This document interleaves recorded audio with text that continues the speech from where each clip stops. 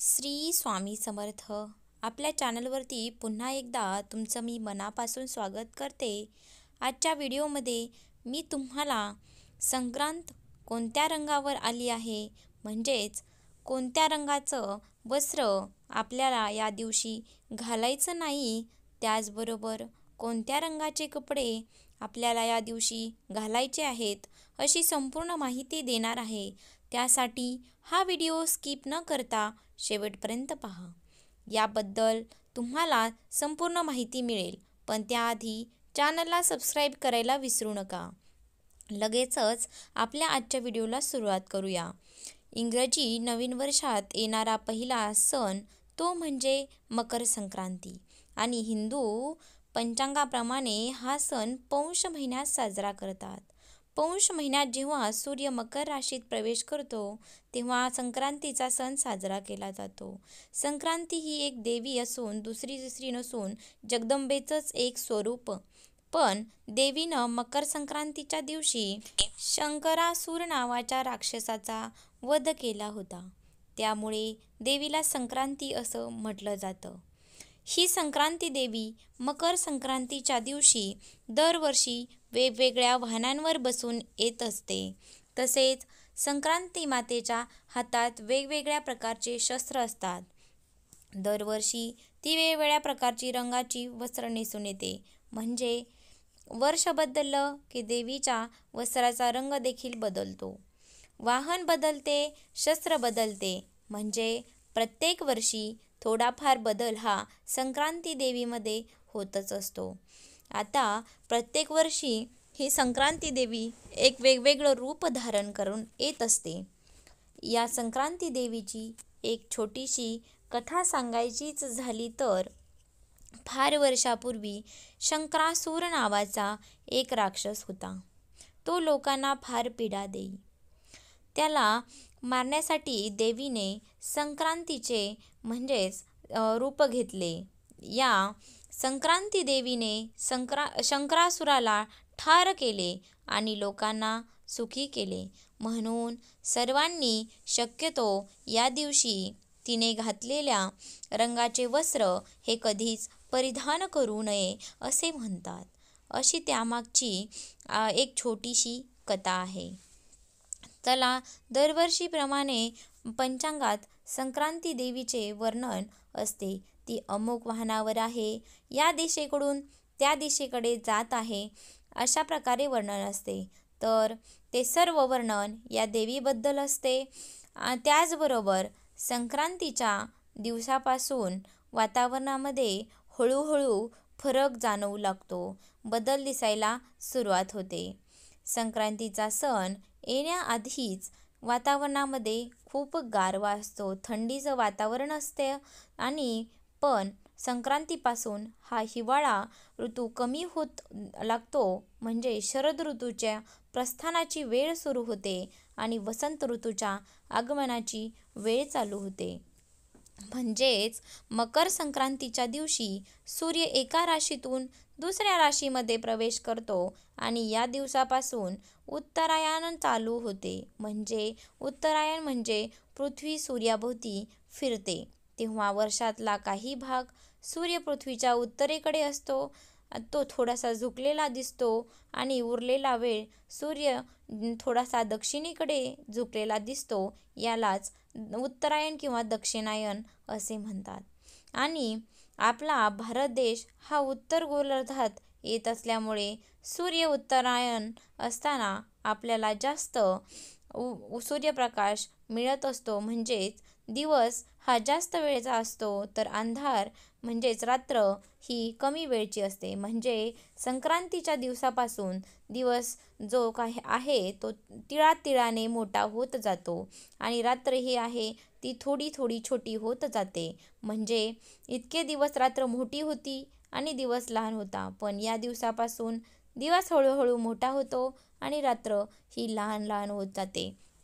त्याचबरोबर मकर संक्रांतीच्या दिवशी स्नान आणि दान या दोन गोष्टींचं खूप महत्त्व आहे. या दिवशी पवित्र नद्यांमध्ये स्नान करणे खूप शुभ मानलं जातं पवित्र नदीमध्ये स्नान केल्याने सूर्यदेवाचा आशीर्वाद मिळतो, त्याचबरोबर पुण्याची प्राप्ती होते. तसेच या दिवशी दान केल्याने सर्व प्रकारच्या मनोकामना देखील पूर्ण होतात. या दिवशी दान करणे सुद्धा खूप पुण्यकारक मानले जाते. त्यामुळे या दिवशी स्नान करणे आणि दान देणे आणि देवांचे दर्शन केल्याने आपल्याला पुण्याची प्राप्ती होते. तसेच सूर्य देवाचा आशीर्वादही मिळतो. तर ही आपण संक्रांतीबद्दल थोडीफार माहिती पाहिली.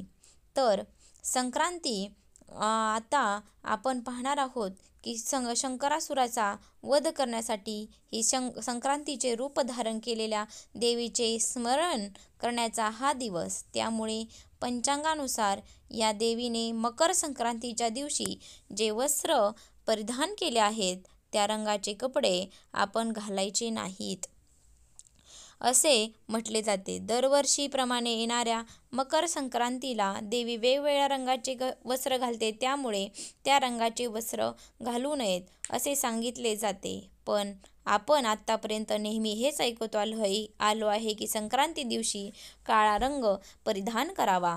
या दिवशी काळा रंग अतिशय शुभ मानला जातो. पण यावर्षी विशेष योगायोग म्हणजे या दिवशी संक्रांती देवीने काळ्या रंगाचे वस्त्र परिधान केले आहे. तर आपण हा रंग वर्ज करायचा का, असा अनेक जणांना प्रश्न पडला असेल. आपल्या हिंदू धर्मामध्ये प्रत्येक सणाला काळा रंग हा अशुभ मानला जातो. मात्र प्रत्येक वर्षी आपण संक्रांतीच्या दिवशी काळ्या रंगाचे कपडे आवर्जून परिधान करत असतो. कारण या दिवशी थोडीफार थंडी असते. काळ्या रंगाचे कपडे बाहेरची उष्णता शोषून आपले शरीर उबदार ठेवतात. म्हणून या दिवशी आवर्जून काळ्या रंगाचे कपडे घातले जातात. पण यावर्षी स्वतः संक्रांती देवीने काळ्या रंगाचे वस्त्र परिधान केले आहे. म्हणजे यावर्षी संक्रांत ही काळ्या रंगावर आलेली आहे. आणि आपल्याला पूर्वीपासून अशी एक परंपरा आहे की संक्रांती देवीने ज्या रंगाचे वस्त्र परिधान केले त्या रंगाचे आपल्याला त्या दिवशी घालायचे नसतात. अशी एक पद्धत आहे जे समाजामध्ये अजूनही रूढ आहे. कारण बघा, आपण पूर्वीपासून ज्या रंगावरती संक्रांत आली आहे त्या रंगाचे वस्त्र शक्यतो घालत नाही. तर त्याच पद्धतीने मी तुम्हाला सांगितले आहे, पहिल्यापासूनच ही पद्धत आपल्याला समाजामध्ये आहे. त्यामुळे दरवर्षीप्रमाणे जरी आपण या संक्रांतीच्या दिवशी काळे कपडे घालत असलो तरी यावर्षी मात्र संक्रांत ही काळ्या रंगावर आल्यामुळे दरवर्षीप्रमाणे यावर्षी काळे कपडे घालता येणार नाही किंवा काळ्या रंगाची साडीही नेसता येणार नाही. पण काही जण यांना अंधश्रद्धा वाटत असेल तर त्यांनी कोणतेही नियम पाळू नयेत. आपला कोणताही आग्रह नाही, त्यांना हवं ते करू शकता.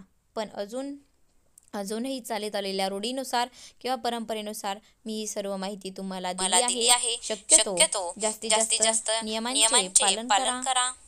आणि मग आता तुम्हाला वाटेल की या दिवशी कोणत्या रंगाचे कपडे घालायचे आहेत, तर तुम्ही या दिवशी फिकट रंगाऐवजी गडद रंग, डार्क रंगाचे कपडे घालू शकता.